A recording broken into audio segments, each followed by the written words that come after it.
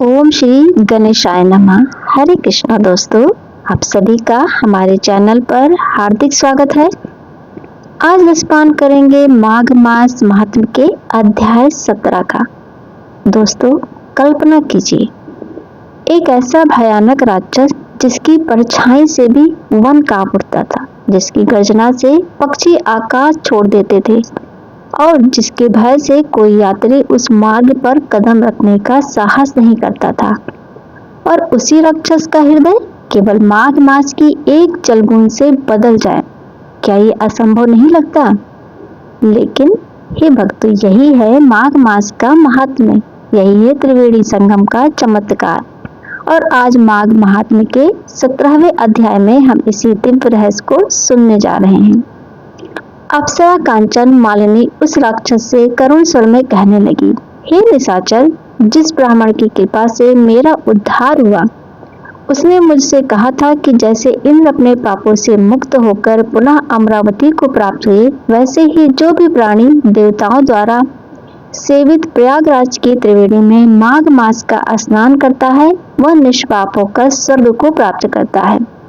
ये सुनकर मैंने उस ब्राह्मण के चरणों में गिरकर प्रणाम किया, संसार की नश्वरता को समझा, घर परिवार, धन वैभव, भाई बंधु, सेवक चाकर सब कुछ त्याग दिया, क्योंकि जिस शरीर का अंत निश्चित है उसके लिए पापों का बोझ ढोना मूर्खता है। और माघ मास में गंगा यमुना के पावन संगम पर जाकर स्नान किया।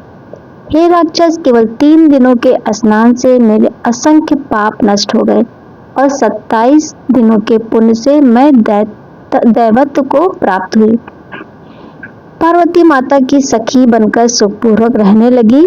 आज भी मैं प्रयाग की महिमा स्मरण करके प्रत्येक माघ मास में देवताओं के साथ वहां स्नान करती हूँ। ये कहकर कांचन मालिनी ने राक्षस की ओर देखा और बोली, अब तुम भी अपना सत्य बताओ, इस राक्षस योनि में कैसे पड़े? तुम्हारी दाढ़ी मूंछ इतनी विकराल क्यों हो गई और पार्वती माता की गुफा में भयावह जीवन क्यों जी रहे हो? ये सुनकर राक्षस की आंखों में पश्चाताप के आंसू भर आए। वो बोला, हे भद्रे, सज्जनों से सत्य कहने में कोई हानि नहीं होती। अब मेरे मन का सारा संशय समाप्त हो गया है। मुझे पूर्ण विश्वास हो गया है कि मेरा उद्धार तुम्हारे द्वारा ही होगा। इसलिए मैं अपना पूरा वृत्तांत कहता हूँ। पूर्व जन्म में मैं काशी में वेदों का ज्ञाता ब्राह्मण था। उच्च कुल में जन्म लिया था, परंतु लोभ ने मेरी बुद्धि को अंधा कर दिया। मैंने राजा, पापी, शुद्ध, वैश्य सब से दान लिया, यहाँ तक कि चांडाल से भी लेने में संकोच नहीं किया। दान तो लिया, पर धर्म का एक भी कार्य नहीं किया। न जप, न तप, न सेवा। वही मेरी मृत्यु हो गई। तीर्थ में मरने के कारण नरक तो नहीं मिला, परंतु जन्म जन्मांतर की भटकन मिली। 2 बार गिद्ध, 3 बार व्याघ्र, 2 बार सर्प, 1 बार उल्लू और अब 10वीं बार ये राक्षस योनि। सैकड़ों वर्षों से इस वन को मैं निर्जन बना दिया। अनगिनत निर्दोष प्राणियों को बिना अपराध के मार डाला। इस पाप का बोझ मेरे हृदय को जला रहा है, पर आज तुम्हारे दर्शन से मेरे चित्त में थोड़ी शांति आई है, क्योंकि सज्जनों का संग तुरंत ही दुख हर लेता है। अब बताओ, मैं इस दुख रूपी समुद्र को कैसे पार करूं? क्या क्षीर सागर केवल हंस को ही दूध देता है, बगुले को नहीं? ये सुनकर कांचन मालिनी का हृदय द्रवित हो गया। उसने दृढ़ स्वर में कहा, हे राक्षस, मैं प्रतिज्ञा करती हूँ कि तुम्हारा कल्याण अवश्य होगा। मैंने अनेक बार प्रयाग में माघ स्नान किया है और उसका फल स्वयं होगा है। ऋषियों ने कहा है, दुखी को दिया गया दान कभी व्यर्थ नहीं जाता। समुद्र में जल बरसाने से क्या लाभ, पर प्रयाग में स्नान का एक फल भी मोक्ष दे सकता है। इसीलिए मैं एक बार के माघ स्नान का पुण्य तुम्हें अर्पित करती हूँ। यह कहकर उस अप्सरा ने अपनी भीगे वस्त्रों को निचोड़ा, हथेली में जल लिया और पूरे भाव से माघ स्नान का पुण्य उस राक्षस को अर्पित कर दिया।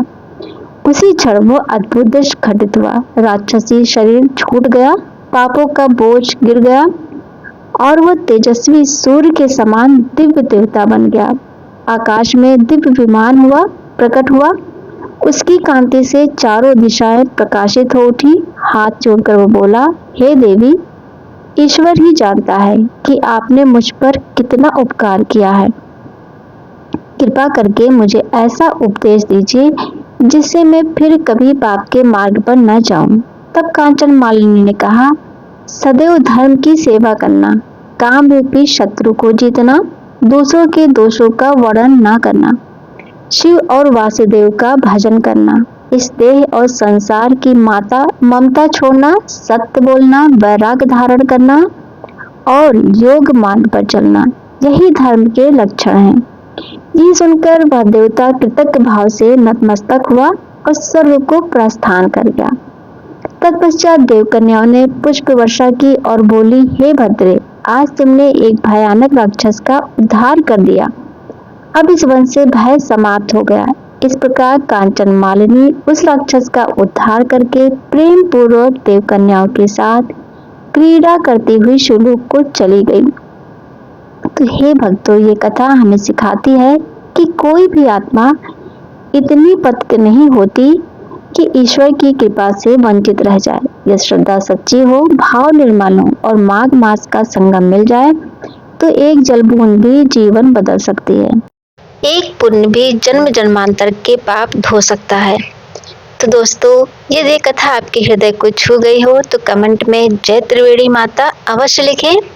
इस दिव्य कथा को दूसरों तक पहुंचाएं और धर्म के इस प्रकाश को आगे बढ़ाएं। हर हर महादेव, जय श्री हरि। तो फिर मिलते हैं अगले वीडियो में, तब तक के लिए जय श्री कृष्णा दोस्तों।